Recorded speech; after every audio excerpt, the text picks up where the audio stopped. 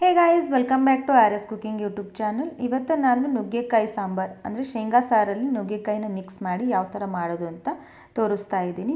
ನುಗ್ಗೆಕಾಯಿ ಅಂದರೆ ಯಾರಿಗೆ ತಾನೇ ಇಷ್ಟ ಇಲ್ಲ. ಸೊ ಆರೋಗ್ಯಕ್ಕೂ ಕೂಡ ತುಂಬ ಒಳ್ಳೆಯ ರೆಸಿಪಿನೇ ಇದು. ಸೊ ಬನ್ನಿ ಯಾವ ಥರ ಮಾಡೋದು ಅಂತ ತೋರಿಸ್ತೀನಿ. ಸೊ ಫಸ್ಟಿಗೆ ನಾನು ನುಗ್ಗೆಕಾಯಿನ ಕಟ್ ಮಾಡಿ ಇಟ್ಕೊಂಡ್ಬಿಟ್ಟಿದ್ದೀನಿ. ಸೊ ಅದು ವಿಡಿಯೋ ಮಾಡೋಕ್ಕಾಗಿಲ್ಲ. ಇವಾಗ ನಾನು ಡೈರೆಕ್ಟ್ ಒಗ್ಗರಣೆ ಹಾಕೋದನ್ನು ಅಷ್ಟೇ ವಿಡಿಯೋ ಮಾಡ್ಕೊಂಡಿದ್ದೀನಿ. ಸೊ ಸಾರಿ, ಬೇಕಿದ್ದರೆ ನೆಕ್ಸ್ಟ್ ಟೈಮ್ ಎಲ್ಲ ಕಂಪ್ಲೀಟಾಗಿ ವಿಡಿಯೋನ ಮಾಡಿ ಹಾಕ್ತೀನಿ. ಸೊ ಫಸ್ಟಿಗೆ ಒಂದು 2 ಟೇಬಲ್ ಸ್ಪೂನ್ ಆಗುವಷ್ಟು ಎಣ್ಣೆನ ಹಾಕ್ಕೊಂಡು ಅದಕ್ಕೆ ಸಾಸಿವೆ, ಎಣ್ಣೆ ಕಾಯ್ದ ನಂತರ ಏನು ಮಾಡಬೇಕು, ಸಾಸಿವೆ ಹಾಕ್ಕೊಳ್ಳಿ. ಸಾಸಿವೆ ಒಂದು ಸ್ವಲ್ಪ ಚಟಪಟ ಆದಮೇಲೆ ಏನು ಮಾಡಿ, ಜೀರಿಗೆನ ಹಾಕ್ಕೊಳ್ಳಿ. 1 ಟೀ ಸ್ಪೂನ್ ಆಗುವಷ್ಟು ಜೀರಿಗೆನ ಹಾಕ್ಕೊಂಡು ಜೀರಿಗೆ ಕೂಡ ಅದನ್ನು ಸ್ವಲ್ಪ ಕಲರ್ ಚೇಂಜ್ ಆಗೋವರೆಗೂ ಬಿಟ್ಟು, ಕರಿಬೇವಿನ ಸೊಪ್ಪು ಕೂಡ ಅಷ್ಟೇ, ಅದು ಕೂಡ ನಮ್ಮ ದೇಹಕ್ಕೆ ತುಂಬ ಒಳ್ಳೆಯದು. ಏಕೆಂದರೆ ಅದು ಕರಿಬೇವಿನ ಸೊಪ್ಪು ತಿನ್ನೋದ್ರಿಂದ ಬೆನಿಫಿಟ್ಸ್ ಏನಂತ ನಿಮ್ಗೆ ಆಲ್ರೆಡಿ ಗೊತ್ತೇ ಇದೆ. ಸೊ ಅದಕ್ಕೋಸ್ಕರ ಕರಿಬೇವಿನ ಸೊಪ್ಪು ಹಾಕಲೇಬೇಕು. ಎಲ್ಲ ಒಗ್ಗರಣೆಯಲ್ಲಿ ಕರಿಬೇವಿನ ಸೊಪ್ಪು ಹಾಕೋದ್ರಿಂದ ಏನೂ ಪ್ರಾಬ್ಲಮ್ ಆಗೋದಿಲ್ಲ.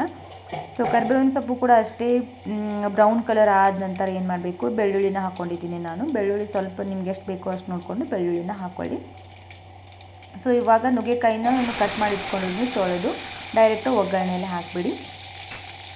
ನಾನು ಈ ಸೈಜಲ್ಲಿ ಕಟ್ ಮಾಡ್ಕೊಂಡಿದ್ದೀನಿ. ನಿಮ್ಗೆ ಯಾವ ಸೈಜಲ್ಲಿ ಬೇಕೋ ಆ ಸೈಜಲ್ಲಿ ಕಟ್ ಮಾಡಿಕೊಂಡು ಮ್ಯಾಗಿನ ಸಿಪ್ಪೆ ಸ್ವಲ್ಪ ಬಿಡಿಸ್ಬೇಕು, ಜಾಸ್ತಿ ಬಿಡ್ಸೋಕ್ಕೆ ಹೋಗಬೇಡಿ ನುಗ್ಗೆಕಾಯಿದು.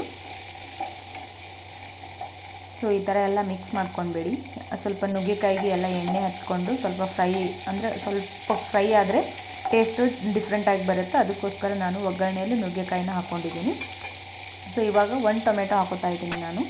ಟೊಮೆಟೊನೂ ಅಷ್ಟೇ ನೀವು ಯಾವ ಥರ ಭೀ ಕಟ್ ಮಾಡ್ಕೊಳ್ಳಿ. ಟೊಮೆಟೊ ಹಾಕಿದ ನಂತರ ಏನು ಮಾಡಬೇಕು, ಉಪ್ಪು ಹಾಕ್ಕೊಳ್ಳೇಬೇಕು ಕಂಪಲ್ಸರಿ. ಸೊ ಬೇಗ ಟೊಮೆಟೊ ಬೇಯುತ್ತಂತ ಉಪ್ಪು ಹಾಕೋತಾರೆ. ಸೊ ಅದಕ್ಕೋಸ್ಕರ ಉಪ್ಪು ಹಾಕೋತಾ ಇದ್ದೀನಿ. ಉಪ್ಪು ಹಾಕ್ಕೊಂಡು ಆದಮೇಲೆ ಏನು ಮಾಡಬೇಕಂದ್ರೆ ಚೆನ್ನಾಗಿ ಮಿಕ್ಸ್ ಮಾಡಬೇಕು. ನುಗ್ಗೆಕಾಯಿ ಟೊಮೆಟೊ ಎಲ್ಲನೂ ಮಿಕ್ಸ್ ಆಗಬೇಕು. ಒಂದು 2 ಮಿನಿಟ್ಸ್ ಏನು ಮಾಡಬೇಕು, ಟೊಮೆಟೊ ಹಾಕಿದ್ಮೇಲೆ ಮುಚ್ಚಿಟ್ಬಿಡಬೇಕು. ಒಂದು 2 ಮಿನಿಟ್ಸ್ ಆಗುವಷ್ಟು ಮುಚ್ಚಿಟ್ಬಿಡಿ. ಅಷ್ಟೊತ್ತಿಗೆ ಟೊಮೆಟೊ ಏನಾಗಿಬಿಟ್ಟಿರುತ್ತೆ, ಬೆಂದುಬಿಟ್ಟಿರುತ್ತೆ. ನುಗ್ಗೆಕಾಯಿಗೂ ಎಲ್ಲ ಉಪ್ಪು ಮತ್ತು ಹುಳಿ ಕರೆಕ್ಟಾಗಿ ಹತ್ಕೊಂಡ್ಬಿಟ್ಟಿರುತ್ತೆ. ಇವಾಗ ನಾನು ಮಸಾಲೆ ಖಾರ ಹಾಕೋತಾ ಇದ್ದೀನಿ. ಇದು ಉತ್ತರ ಕರ್ನಾಟಕ ಸೈಡಲ್ಲಿ ಮಸಾಲೆ ಖಾರ ಅಂದರೆ ತುಂಬ ಫೇಮಸ್ಸು. ಸೊ ಮಸಾಲೆ ಖಾರ ಹಾಕೋತಾ ಇದ್ದೀನಿ. ಮಸಾಲೆ ಖಾರ ಹಾಕ್ಕೊಂಡು ಆದಮೇಲೆ ಕೂಡ ಚೆನ್ನಾಗಿ ಮಿಕ್ಸ್ ಮಾಡಬೇಕು. ಇಲ್ಲಿ ಮೇನ್ ಬಂದುಬಿಟ್ಟು ನುಗ್ಗೆಕಾಯಿ ಹಾಕ್ಕೊಂಡಾದಮೇಲೆ ಮಿಕ್ಸ್ ಮಾಡೋದು ಇಂಪಾರ್ಟೆಂಟ್ ಆಗಿರುತ್ತೆ. ಸೊ ಎಲ್ಲ ಕಡೆಯೂ ನುಗ್ಗೆಕಾಯಿಗೆ ಉಪ್ಪು, ಖಾರ, ಹುಳಿ ಮೂರೂ ಹತ್ತಬೇಕು ಕರೆಕ್ಟಾಗಿ. ಸೊ ಅಲ್ಲಿ ತನಕನೂ ನಾವು ಮಿಕ್ಸ್ ಮಾಡ್ಕೊತಾನೆ ಇರಬೇಕು. ಸೊ ನೋಡಿ ನಾನು ಎಷ್ಟು ಚೆನ್ನಾಗಿ ಮಾಡಿದ್ದೀನಿ. ಸೊ ಇವಾಗೂ 1 ಮಿನಿಟ್ಸ್ನ ಮುಚ್ಚಿಟ್ಬಿಡಬೇಕು ಖಾರ ಹಾಕಿದ್ಮೇಲೂ ಕೂಡ. ನೋಡಿ ಎಷ್ಟು ಕರೆಕ್ಟಾಗಿ ಬಂದಿದೆ. ಈ ಥರ ಆಗಬೇಕು. ಇವಾಗ ನುಗ್ಗೆಕಾಯಿಗೆ ಉಪ್ಪು, ಖಾರ, ಹುಳಿ ಮೂರೂ ಕರೆಕ್ಟಾಗಿ ಹತ್ಕೊಂಡು ಬಿಟ್ಟಿರುತ್ತೆ. ಸೊ ತಿನ್ನಬೇಕಾದ್ರೆ ಅದು ರುಚಿ ಕರೆಕ್ಟಾಗಿ ಬರುತ್ತೆ. ಇವಾಗ ನಾನು ಶೇಂಗಾದ ಕುಟ್ಟು ಅದನ್ನು ನೆನೆಸಿಟ್ಕೊಂಡಿದ್ದೀನಿ. ನಾನು ಒಂದು ಅರ್ಧ ಗಂಟೆ ಆಗುವಷ್ಟು ನೆನೆಸಿಟ್ಕೊಂಡಿದ್ದೆ ನಾನು. ಇವಾಗ ಅದು ಡೈರೆಕ್ಟ್ ಒಗ್ಗರಣೆಗೆ ಹಾಕ್ತಾಯಿದ್ದೀನಿ. ಸೊ ನಿಮಗೆ ಕನ್ಸಿಸ್ಟೆನ್ಸಿ ನೋಡಿಕೊಂಡು ನೀರು ಹಾಕ್ಕೊಳ್ಳಿ. ನಿಮ್ಗೆ ಎಷ್ಟು ಬೇಕೋ ಅಷ್ಟು ಸಾಂಬಾರನ್ನ ಮಾಡ್ಕೊಳ್ಳಿ.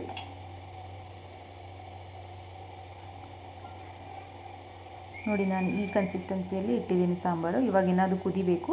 ಕುದ ನಂತರ ಕರೆಕ್ಟಾಗಿ ಬರುತ್ತೆ. ಸೊ ಉಪ್ಪು, ಖಾರ, ಹುಳಿನ ನೋಡ್ಕೊಂಬಿಡಿ ಒಂದು ಸಲ ಟೇಸ್ಟು. ಇವಾಗ ಕೊತ್ತಂಬರಿ ಸೊಪ್ಪನ್ನ ಹಾಕ್ಕೊಂಬಿಟ್ಟಿದ ಮ್ಯಾಗ. ಸೊ ತುಂಬ ಜನ ಕೊತ್ತಂಬರಿ ಸೊಪ್ಪು ಯೂಸ್ ಮಾಡೋದಿಲ್ಲ. ಸೊ ಯಾರು ಇಲ್ಲ ಯೂಸ್ ಮಾಡ್ತಿದ್ರೆ ಅಷ್ಟು ಹಾಕ್ಕೊಳ್ಳಿ, ಇಲ್ಲಾಂದರೆ ಹಾಕ್ಕೊಳ್ಳೋಕೆ ಹೋಗಬೇಡಿ, ಸ್ಕಿಪ್ ಮಾಡ್ರೂ ಕೂಡ ನಡೀತದೆ. ಸೊ ನೋಡಿ ನಾನು ಈ ಕನ್ಸಿಸ್ಟೆನ್ಸಿಯಲ್ಲಿ ನಂದು ಕರೆಕ್ಟಾಗಿ ನಾನು ಅಳತೆ ನೋಡ್ಕೊಂಡು ನಾನು ಹಾಕಿದ್ದೀನಿ. ಸೊ ನಿಮಗೆ ಯಾವ ರೀತಿ ಬೇಕು ಆ ರೀತಿನ ನೀರು ಹಾಕ್ಕೊಂಡು ಕುದಿಸ್ಕೊಂಬಿಡಿ. ಸೊ ಇದು ಮಿನಿಮಮ್ಮು 5 ನಿಮಿಷ ಕರೆಕ್ಟಾಗಿ ಕುದಿಸ್ಕೊಂಬಿಡಿ.